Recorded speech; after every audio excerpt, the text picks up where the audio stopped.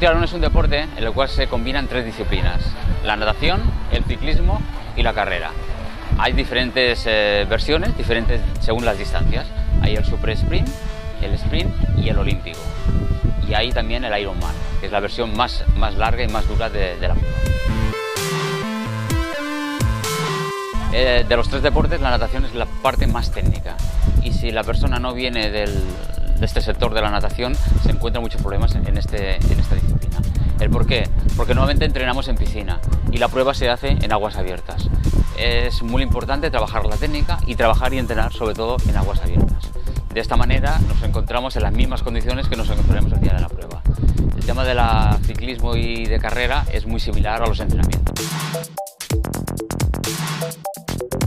Todo dependerá de la diferente disciplina que cojamos, la distancia que cojamos.